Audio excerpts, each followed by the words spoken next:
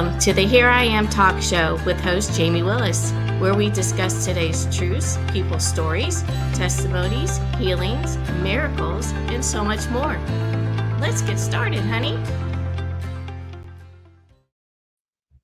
Hi, and welcome to the Here I Am show. I'm just so glad that you're all able to listen to this show today. I have a special guest. His name is Dr. Chris Boles. And he has such an amazing story. I want to make sure that I'm not muted. I'm not muted. Am I, honey? Okay. All right. I am so sorry. Just wanted to make sure. Without my glasses on, sometimes I can't see the mute button. But anyway, he is such a special man. I go to him for chiropractic work. To be able to get my neck adjusted. And I had a little bit of back problems, but I've been going to him for, I would say, about 2 years now, but actually just a wonderful man of God. And I can't wait to have him on here. So I'm going to call him in right now. Dr. Boles, how are you? Hi, Jamie. Thanks for having me. I'm so glad to have you. You were like the first person on my list to be able to have you on my show. And I'm so glad that we finally got to work it out because I know that you're just extremely busy. So for this kind of stuff, I'm so happy to be a part of it. It's wonderful to participate. Thanks for inviting me. Yeah, you are so very welcome, because I really want people just to really know about your testimony. Mm-hmm. And we were talking, just before the show, that on my show, I love to have men and women because we both hurt and we still, need to be able to have, some type of biblical platform. And then also to be able to share the truth of the word. Yeah. And it with this confusion so much in this world, it's hard to find a place to, to land and to be able to feel safe and be able to talk about, what is, really going on in people's lives and homes. Yeah. Yeah, I agree. So I would love for you to get started and talk about, I guess in the beginning of, because you are a chiropractor, and I think that with you being a chiropractor, that pretty much started your walk with the Lord. It started before I went to chiropractic school. We had talked about that before we started the show, but I had gotten saved when I was 18. I'd finished my first year of college. I had grown up going to church, so I was familiar with God and Jesus and what he had done for me. But I think the difference, and I tell guys and ladies this now too, and even in my office, I think the difference was having a personal relationship with Jesus was the difference for me. I could be familiar with who he was, but actually having a relationship with him, that didn't happen until I had went through my whole first year of college, and was very close after that. Like I was telling you, becoming a Christian to becoming a missionary instead of becoming a chiropractor, because I had wanted to become a chiropractor in high school. And so it was, thank God, I had some mentorship and advisors who said, I don't know if I'd rule that out. There is still room for Jesus, and there's still room for ministry in every workplace. And I'm so glad that someone told me that. And I love my job. And so I'm glad to be a chiropractor. Yeah. And what I loved about so much, is just meeting you and getting chiropractic work is that you're not ashamed to lay hands on me, and pray over me for the healing and pray for the natural healing of the chiropractic work that you do, in through your hallways and even in the, in the rooms, that you place God in every single room. And also that you did not, during the past 3 years, during this crazy crisis that we went through, that you did not do the protocol. Yeah, I felt like following God, that it was, and I'm sure there's people that would disagree with me, but I felt like there is a category of faith that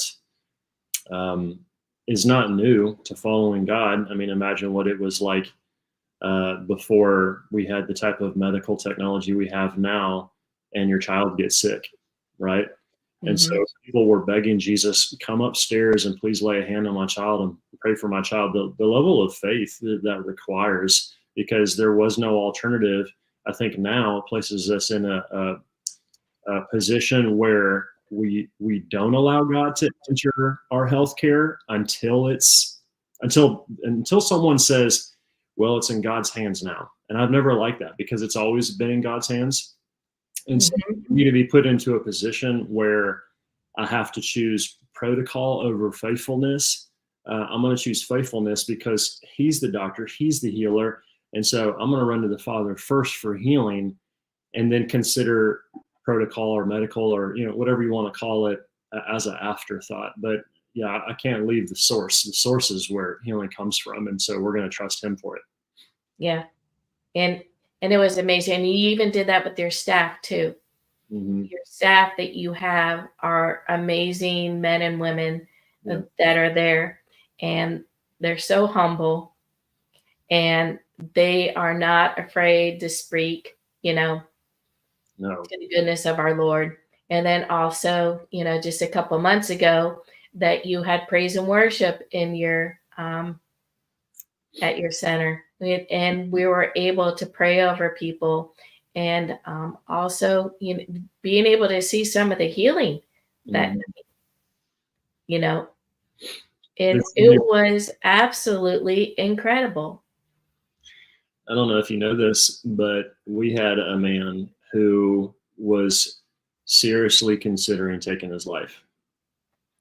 And after that night, he said, I can hang in there.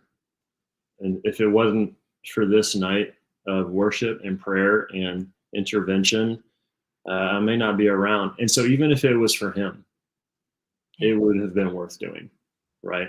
So, there was answered prayer. I was so yeah. glad to see that. And and Chris, it was, I was waiting and sitting there, and after we were doing praise and worship, and I'm like, okay, Lord, what do you have me here for? I know that you had me here for a reason. Mm. Um, but then all the rooms, were full, and there was other people praying over, and so I was sitting there, and then your staff came up to me and says, "There's this gentleman who needs prayer, and you're the one that needs to pray over him Mm. and anybody who's in here." And I'm like, Okay. I said, "Well, where is he?" So they put me in this little tiny room. It was just right behind the desk in the front. And this precious gentleman comes and walks in with tears in his eyes.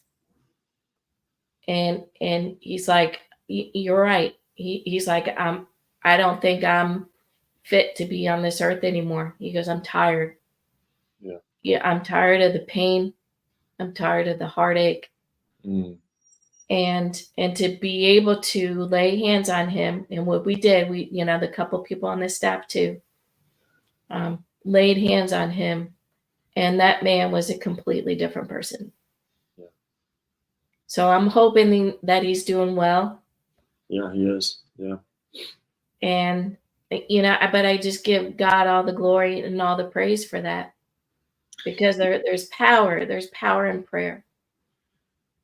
Uh, Part of the thing that I encourage my patients with, and then and men that I get a chance to lead to, is I say, there is a lot of inner voice and whisper inside that says to throw in the towel and says to Mhm. quit.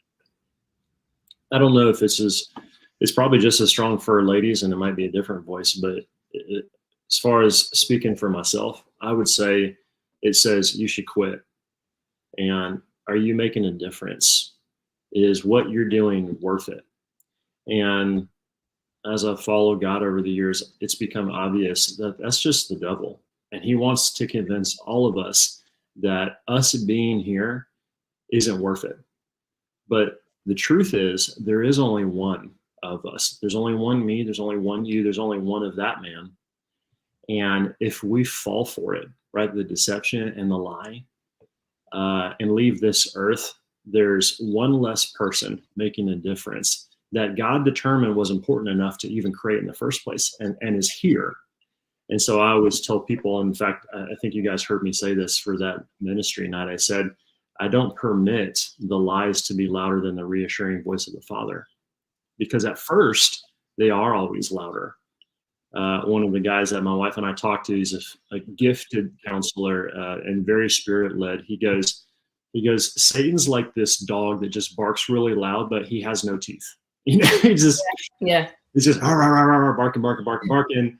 And it could be easy to go, oh my gosh, I'm scared of this dog. And then when you start to recognize, but it's a dog with no teeth, some of the terror and like the fear starts to kind of melt away a little bit. And I think that's an example of what God slowly does. So that voice starts to become less and less loud. And then the reassuring voice of a loving Father starts to become louder and louder and louder, because you start to recognize that's the voice worth listening to, right?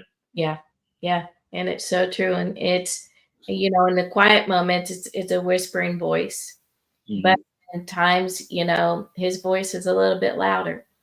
And when he, wants me to write something down, that's when his voice gets a little bit louder. Yeah.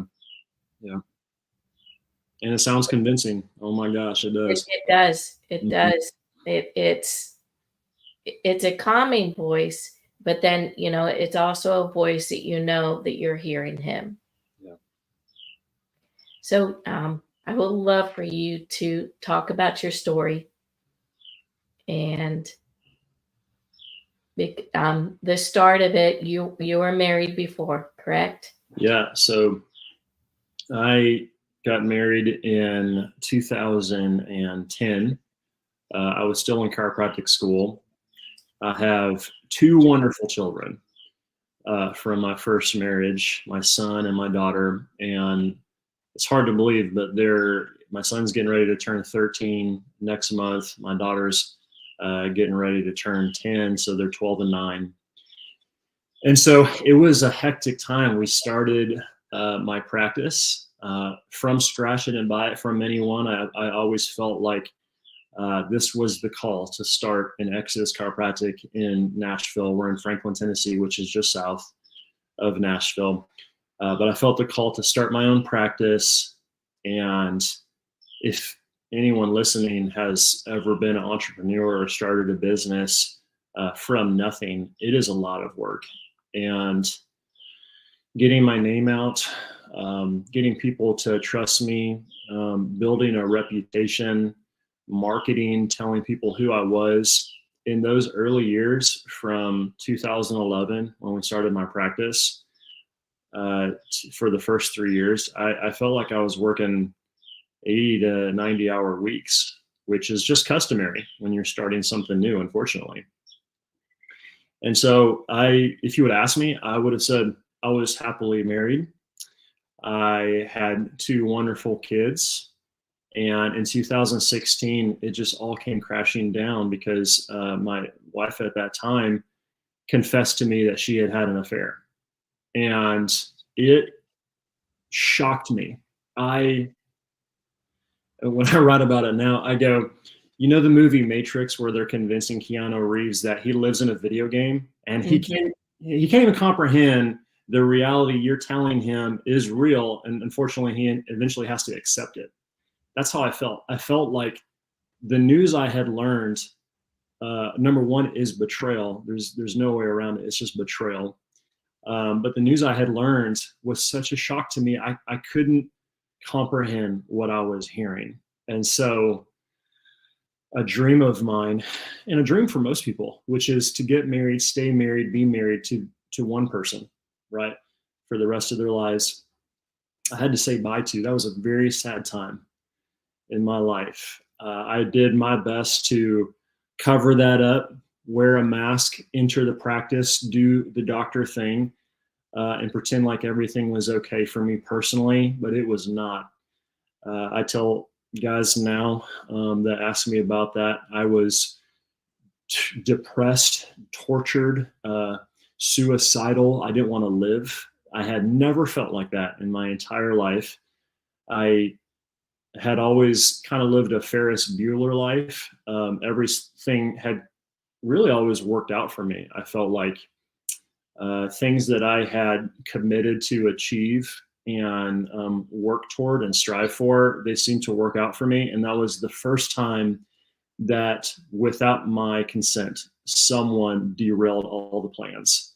And it was very difficult for 3 years, I would say, from 2016 to 2019, when I finally got divorced, unfortunately.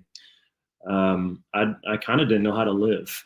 I would sit in church, I remember that, and just look at everybody in disgust and go, everyone here is a liar, and everyone here is uh, betraying each other, and everyone, it was so cynical, right? And so there was a temptation when I was at my worst to start to see the world as that. And what I tell folks now is I say, don't fall for that, because that's the trap of cynicism, and that's the trap of victimhood. And you don't want to buy a house on that street, because your perception of reality isn't encouraging, it's not inspiring, it's not a fruit of the spirit, that's for sure, and it keeps you trapped. And but I won't deny that that was probably the hardest times of my life and saddest times of my life, and very difficult because I had two kids too. And we ended up getting divorced in 2019. I am remarried to a beautiful woman who is pregnant with our first daughter. We're due in December. And so I'm here to tell you, my prayer is that it works. But if it doesn't, it's not a surprise to God. He still has a plan. And that time in my life was just a chapter in my story. At the time, I was convinced it was the whole book, but he helped me, by the grace of God, hang in there, be encouraged, and just make it one day at a time, because tomorrow looked even brighter than I could have ever imagined. So thank God for that. In the beginning, when you first found out that she cheated on you, um, what was the first thing? Did you have to leave the home? Mm-hmm. And Yeah, I couldn't stand to look at her. I was so angry at what she had done that I was borderline hate inside of my heart, because it's voluntary destruction of a marriage, right? It's not an accident. It's putting yourself into a position to sabotage a covenant. And Mhm. I couldn't stand to look at her. So I decided to go stay in hotels quite a bit. Um, Actually, there's still some hotels here in Franklin that I look at and I go, man, I remember staying there, and it doesn't hurt looking at it. It's just kind of a reminder of what God delivered me of. But yeah, I stayed in some hotels. She stayed with some friends occasionally. It was difficult, that's for sure. And what about your children? How old were they at that time? My daughter, she was 5 at the time. No, 3 at the time, and then my son was 6 at the time. So they were very little. They couldn't understand what was going on. I think the more obvious internal and like in the home dynamics was, where's dad? He's not here as much. Where's mom? She's not here as much. That was more of the obvious change. And I remember when I was going through, the difficult time of losing my first husband. And I feel like going through a divorce and a death is pretty much a lot in the same, Mm, because part of your testimony, you know, is my story, but my husband passed away. yeah. Um, what was the point that you were able to, because you have to surrender everything to Christ when it comes to a tragedy like this, Yeah. in order to humble yourself, because the pain is excruciating, Mm, and the shaking, the anxiety, yeah. that you feel like you're in, you're you're not in control at all, and you're not Mm. at that time. So what was able to help you? Did you was it the church, or was it a friend? Well, me being a guy, obviously, when I talked about this at that worship night, I said, "Hey, for my guys here, when something's broke, what do you do?" And then everybody says, "Fix it." Right? Mhm. I tried everything to repair and fix the marriage. Unfortunately, a marriage is not a part that can be um, exchanged and repaired in a shop. It's so much more complex than, oh, it just needs a spark plug. That's why it won't start. Like that's not how it works. So I tried books. I tried 12-week programs. I tried counselors, and all this is like me trying to get her to do it together. And sometimes it would work, sometimes it wouldn't. One of the hardest parts about infidelity and betrayal is you have to face the fact. Oh, sorry. You have to face the fact that you are not in control. Mm-hmm. That is a very difficult fact to reconcile, especially if you're like me and everything goes your way until it doesn't. And you don't get to make a decision for someone else. They are making their own decisions. So I was trying everything to repair a damaged marriage, and it just continued to get worse and worse. And she would cheat again and again. And it would just be a constant reminder that, Chris, you can do nothing. None of the things that you would do and are standard to most everybody are going to work here. In fact, I even wrote about this in my book that I'm writing. I said, I would laugh if I ever heard about people who are having marriage trouble, because I would say, well, why don't they do this? Why don't they do that? Until I had marriage problems and none of that stuff worked. Because the reality of two people making their own decisions is the reality of our relationship with God and our ability to choose Him or to not choose Him, Yeah. right? And that was very difficult. So we did the counselor thing, the book thing, the 12-week program thing. I talked to friends, mentors, counselors. I had wonderful relationships in my life, people who I could count on, but it didn't repair or fix, in my opinion, the marriage that I hoped it would. And so that was a difficult part, having to let go of something that I wanted so bad to work out.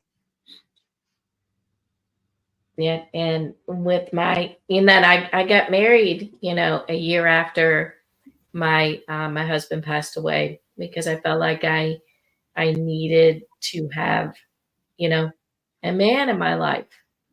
And I thought, I'm happily married. I'm happily married. But Jimmy and I, really had to go through some difficult um, situations, because, it was a blended family. Mm, And then also, that I wasn't done healing of the grief, and to know that I mm, was still loved by the Lord, mhm. and that He wanted me to come to Him, and not by other sources. And we went to marriage counseling, and the marriage counseling um, said, it was Christian, said that you guys are done. Hmm. You guys have to just give it up. And it wasn't until we both realized that this marriage is what we wanted, but we both had to want it. Yeah. We both wanted to have God first. But if there's a partner that doesn't um, want what you want, and what God is showing you, it's very difficult for it to work. It's impossible. But it's impossible. It's Yeah. impossible, because they have free will just as much as we do, you Mhm. know. And if it's not for what they want, even though it is a covenant, Mhm. And when that covenant is broken, it's extremely hard to mend. You know what it reminded me of, though? I became a more compassionate individual Hmm. because of what I experienced. And so, anyone who is experiencing marriage difficulty or betrayal or loss, um, and I tell them I experience more compassion from the failure and the destructiveness of what happened, and that I would say it's a good thing. It's because it made me realize God gave us free will, and I had to reconcile someone not choosing me, and God has to reconcile that with every single person that can either choose him or not choose him, and yet still love us, still allow us to come to him, even after we say no over and over and over and over again. He still says that you're still worth it Hmm. to a daughter. He still says you're still worth it to a son. And phew, man, I had to watch that happen in front of my eyes where someone said, I don't want you. Right. And here's my behavior suggests I don't want you. And God watches that with us for our entire lives, right? And still says that you're still worth it, you're still loved, you're still wanted. And he has these arms that are wide open, these hands that are wide open, and he's still accepting the heart of the child, right? It's just remarkable. Yes. And the healing only comes through him. Mm-hmm. Because I was like you, I was reading books and, trying to fix it. And, um, because I thought, this is what God wanted. He set, this, amazing man in my life. And I thought that he was going to be my everything. And it was in the beginning. And he was amazing. But then I began to smother Yeah. and depend on him more than I was depending on God. And so finally, we were just, but it was through the grace of God that healed both of us. Mm, We both needed to be healed yeah. and be recommitted to this marriage. Mm-hmm. And the devil doesn't want marriage. Yeah. That's one thing that's first thing he wants to do. He destroys marriage, and then he wants to get to our children. And I was talking to a friend of mine about that actually, about the role of husbands in the defense of the relationship, right? So if God made men to be defenders and protectors and providers, I was talking to another friend of mine who his wife unfortunately had cheated and multiple times, and they ended up getting divorced. Unfortunately, he said, I felt like the knight protecting the front of the castle and defending it constantly, and she was in the back asleep, allowing the back door to be open. And he said it was so frustrating to me trying to intercept attacks and trying to defend our relationship when Satan found a way in anyways. yeah, And he does that, right? He hates marriage. He hates the love that two people can have for each other. That is a reflection of Christ's sacrifice for us. And that's what marriage is designed to be.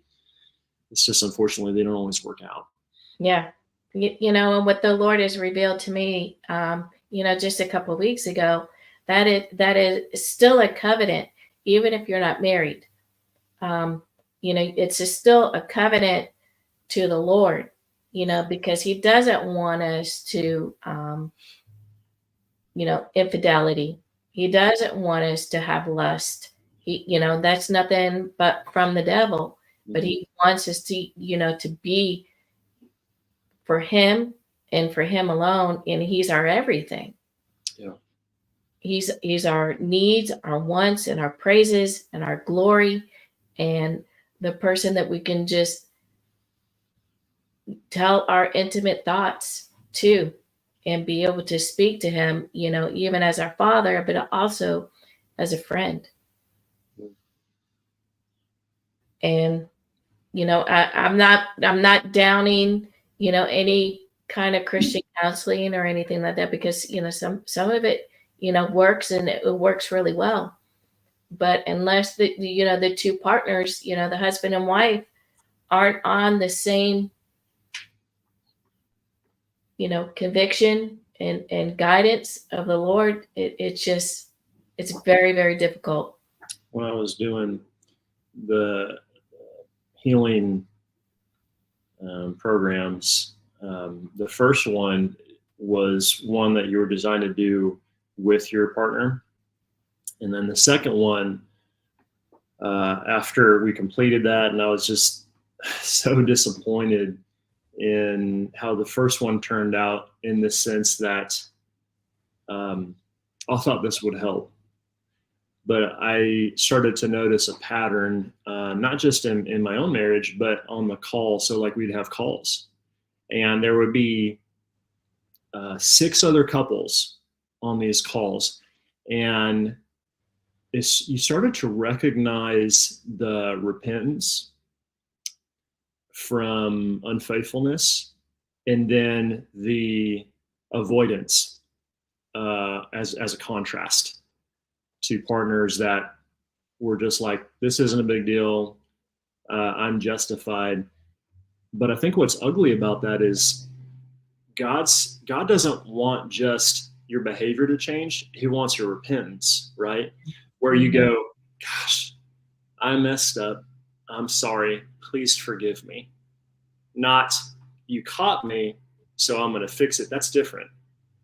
And it's like when I catch my son sneaking candy or something like that in our kitchen, the only reason he's sorry is because he got caught. Yeah. The only reason that dude is sorry is because he got caught. If he didn't get caught, he wouldn't be sorry.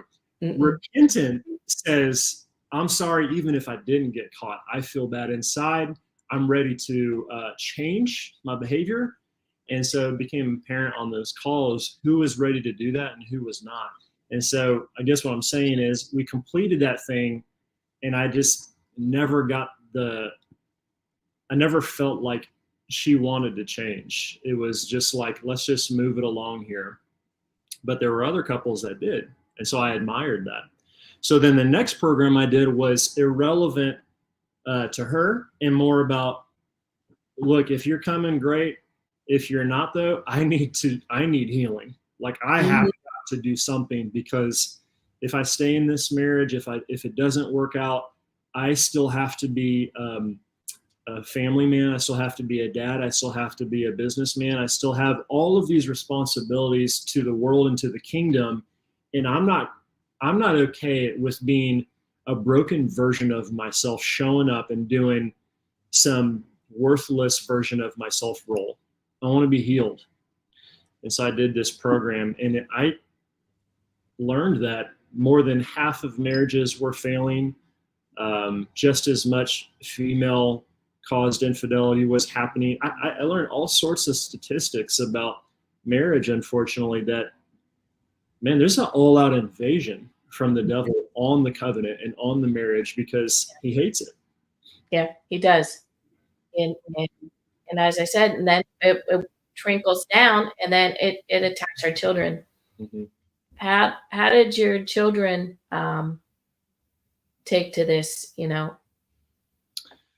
That was sad, and that was probably one of the, telling my kids that their parents weren't going to be married anymore was hopefully the saddest thing I've ever had to do in my life. And my son he used to draw. So he would draw pictures of himself crying, which was just heartbreaking.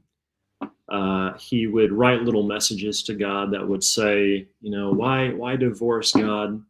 But because of how little my daughter was, she would just go, well, why? And not really quite get what was going on, just because of how young she was. Now that they're older, they've had people to talk to.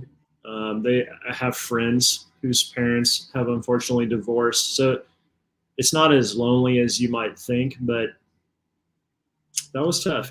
My son was angry. He was a bit stoic, didn't want to talk much for a while there, for probably almost 2 years. I would say. My daughter, she was just kind of trucking along. I don't know if I really recognized much of a change in her because of how little she was, I would say. Hmm. I'm still kind of observing that. Yeah, and with my children, uh, one of them was 19, and the other one just turned 12.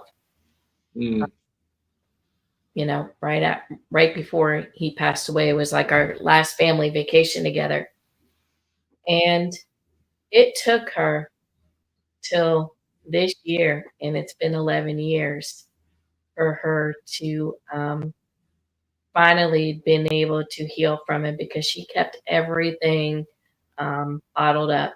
really? Yes.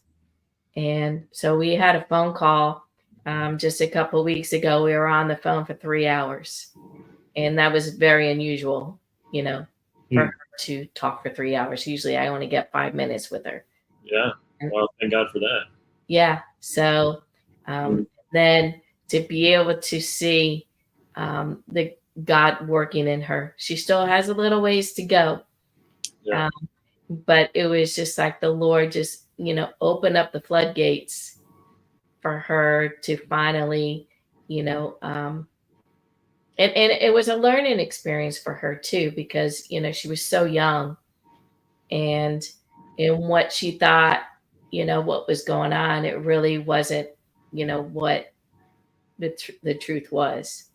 Um, with him being, sick for a while, Mm, and and the decisions that I made, after he passed, but I was still, grieving and going through a lot of pain. So I wound up making some mistakes, yeah.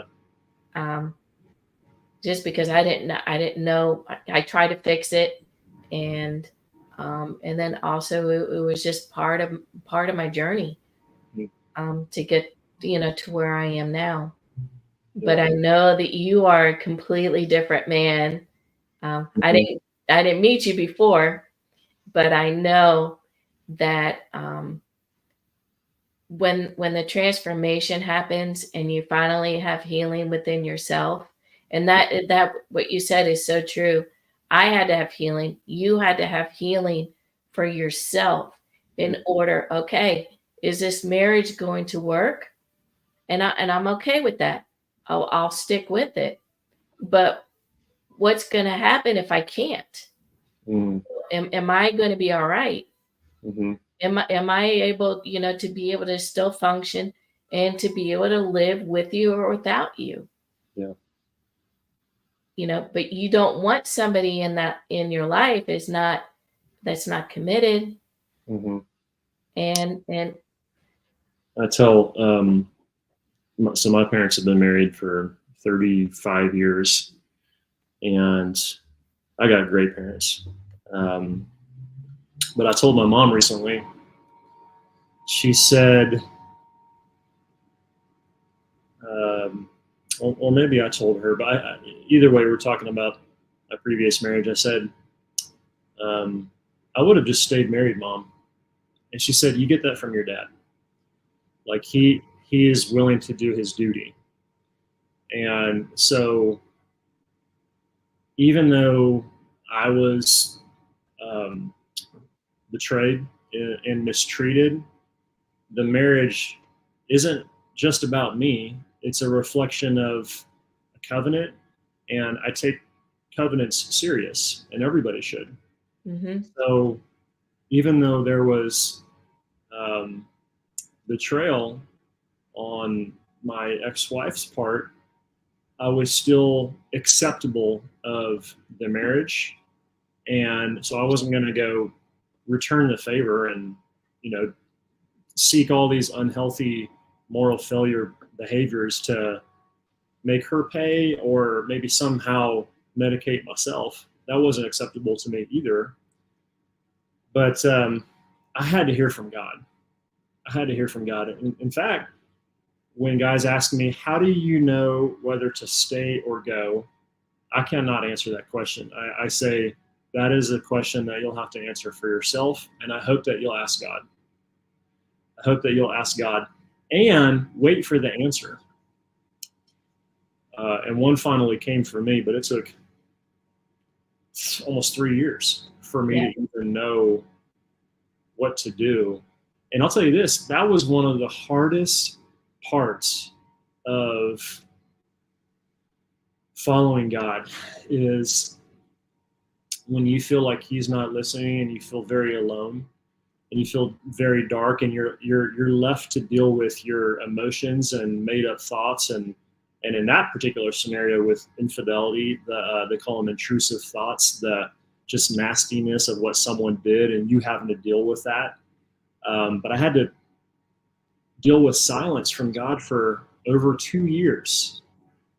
But I was willing to at least wait for an answer. And I felt very alone. And I write about this in my book because I don't think that my experience is unique. In fact, I think anyone that deals with something today, you can find a solution or you can find an answer in the Bible. God has something to say about it. And I found a Bible verse in Job where he's getting just torn up, right? A lot of us know the story of Job, where his kids are dead, his servants are dead, his business is gone, and his body is tortured and in sores. And he says, I pulled this up. He says, but if I go to the east, he is not there. He's talking about God. And if I go to the west, I do not find him. When he is at work in the north, I do not see him. When he turns to the south, I catch no glimpse of him. I needed to know this is not the first time. I'm not alone. And God, you have a word about this, about sometimes it's just going to be quiet. And sometimes there's a lonely season, but that doesn't mean he's not there. It just means it's a little quieter. Yeah. And a lot of times he wants us to be in the quiet because he's working on things, and he doesn't want us in the mix of it. He doesn't want us in the mix of the torment. And what he's doing is he's taking us away. He's putting us in a quiet spot. And that's the hardest thing to do, is to be still. Yeah. It's really hard to be still because, you're like me. I'm a fixer too. Mm-hmm. Felt like I, needed to fix everything, with my first marriage before, my husband died, and then, getting remarried and fixing that. And so finally he's just like, can you just be still and let me work? Yeah. Yeah. The word I got was just park the car. Yeah. Yeah. Just park the car, You just have to park the car for a little while. And I'm like, but how long, God? Yeah, I know. And the like, waiting, that's all I got. There was no answer to that. It's just park the car. That's it. Yeah. And you're right. It's hard. It is extremely hard. So I know you just said that you're going to have another baby in December. And I think the first time hearing it. Oh, really? Yes. Oh, man. So we're pregnant. She's due in December. And guess what we named her? We're naming her Grace, the unmerited favor from God. And we were telling my kids about this, and Eli, my son, he goes, oh, that's like second chances. And my wife and I looked at each other and we were like, that's exactly what that is. I absolutely. And you're having a girl? Yep. Oh, okay. You guys having a baby shower at the? Oh, I'm sure she's got all the baby showers. Yeah. She goes, you got to take a picture at the baby shower. And I was like, well, how many baby showers do I need to take pictures at? Mm-hmm. Well, tell me a little bit about your wife, and how did you meet her? I call her my angel. She was a friend to me. She had come to my office years ago, and so we met at a marketing event that I was at, a bridal show, ironically. And so her and her friend were there for her friend's wedding. She was in the wedding, and so that's how we met at this marketing event at the bridal show. Well, we got to know each other, just talking on the phone and messaging back and forth with text messages. And her family experienced a similar circumstance with infidelity, and so she could relate to what I was experiencing and going through, because she had saw that happened to her own dad, and so it was unique, and God placed her in my life to be someone who could be an encourager, who could be someone who listened. And men, especially when you're an achieving oriented person, you need people in your life who don't want something from you. They just want to be in your life. Because the majority of my relationships, there's some transaction that's occurring. And so it was really nice to just feel a friend, feel the presence of a friend, someone that just wanted to listen, see how my day was going, listen to me if I was sad and depressed, and I hadn't had that in a really long time. That felt really good. So how long did you date before you? Before you We dated for a couple of years. I wanted to take it slow. I I wasn't ready to sign up for marriage again, understandably, from what happened last time. There was a lot of healing that needed to happen inside of me for me to trust again, and for me to kind of like have open hands and not like this in the marriage relationship. And so, between her being patient and talking to a wonderful counselor that we talked to together, and God and time, I was able to be healed inside and start to consider, you know what, marriage is a good thing. It's just that a bad thing happened. Yeah. And those are exclusive. They're not the same thing. And so I No, was able to say yes again. In fact, you'll like this. I had a folded up piece of paper, and on it was all the prayers that I had wrote down for my ex-wife over the years of our marriage. We were married for about 10 years, and it was worn down. It was folded in my Bible for so long. I pull it out, pray over it, put it back in there.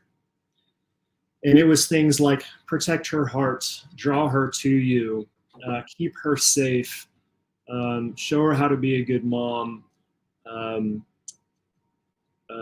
just anything that a husband would pray for a wife. And after God was silent for such a long time, I couldn't look at that anymore.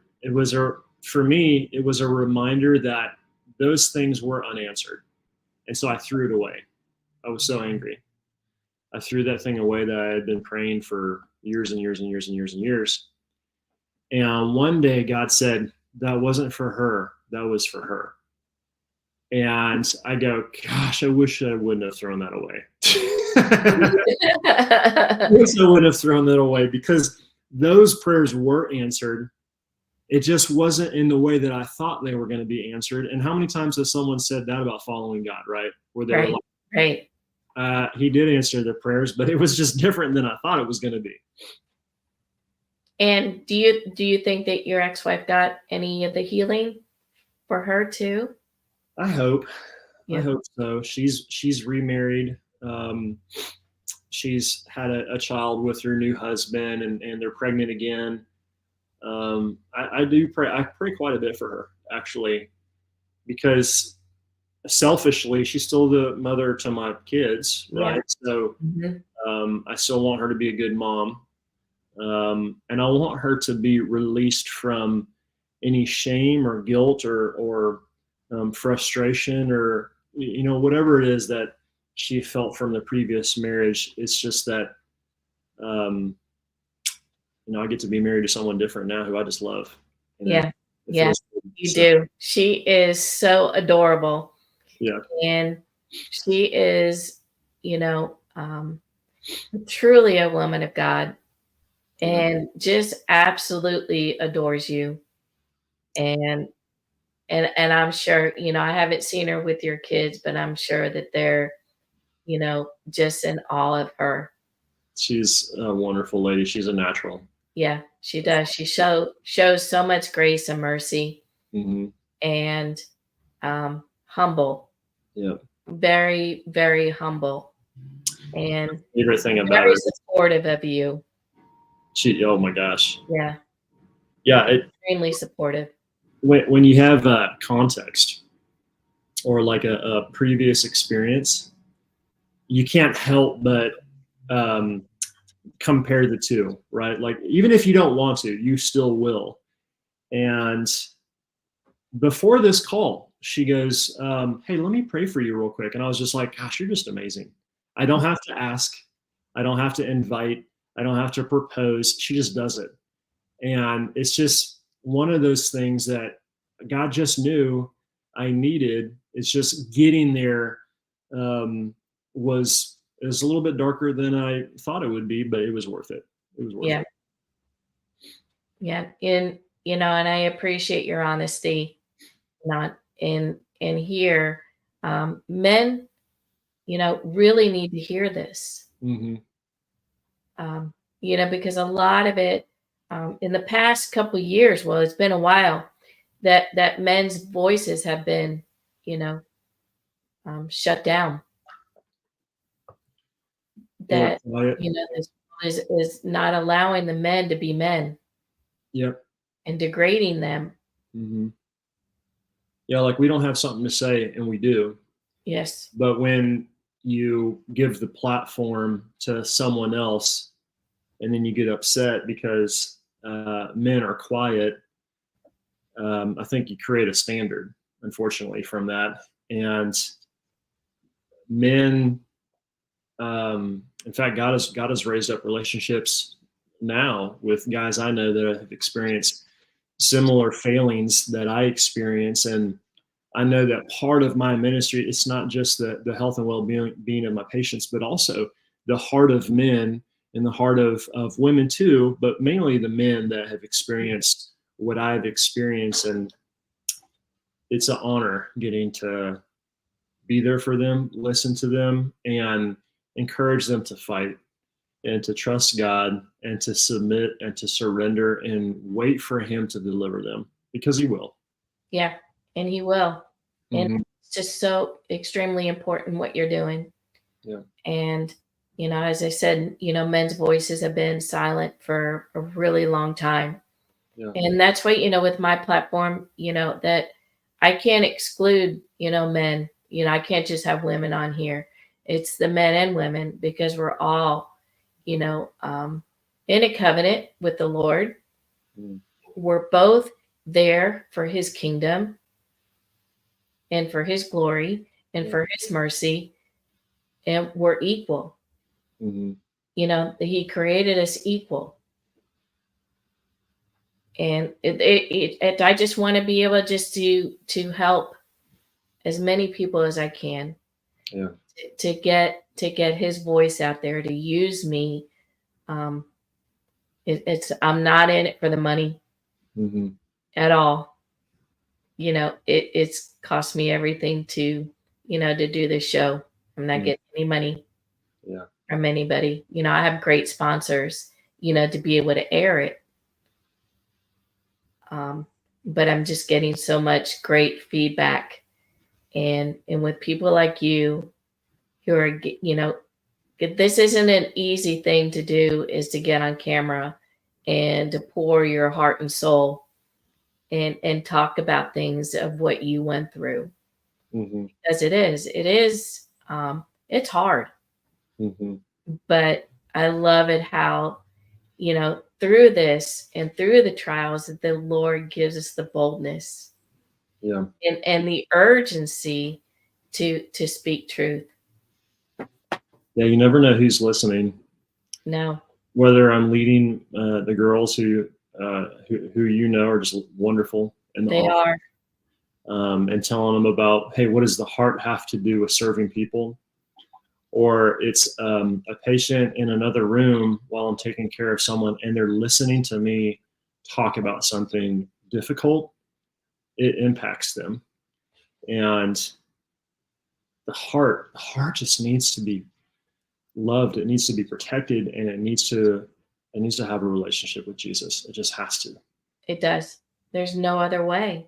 Mm-hmm. There's no other way. And people keep on searching for other things, Yeah. but it's right there. Yeah.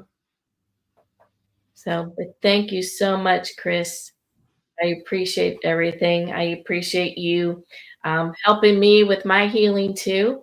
Yeah, Thank you for your voice and thank you for your obedience of what you're doing. And absolutely. then I want you back. I It's been want an you honor. back. Thanks so much. Maybe we could do a part two Yeah, and hear be able more. to do a part two, and and then be able to help other men Hmm. and women who are on here that are going through the same thing of what you went through. Yeah, I got a lot of encouragement to share, and Yes. it's just because of God, that's for sure. So, Yeah. And then hopefully I'm praying that the Holy Spirit gets you to finish up the end of your book, yep, um, and be able to share, your love and grace that He's shown you. But yes. thank you, Chris. Thank you so much, Jamie. Okay. All right. Thanks again. Bye, guys. Bye bye. Just an amazing man, um, in the healing business, but also healing, not so much, with your spine and chiropractic work, but he's also in, using his healing experience of things that he's went through with marriage and adultery um, and to be able to survive after that, because it is a tremendous amount of hurt after somebody has done the things, and to be able to ask for forgiveness. So we'll see you tomorrow, and I hope that you enjoyed the show today. Bye bye. Thank you for watching the Here I Am show. For prayer requests, questions, or show information, email me at hereiamshow@gmail.com.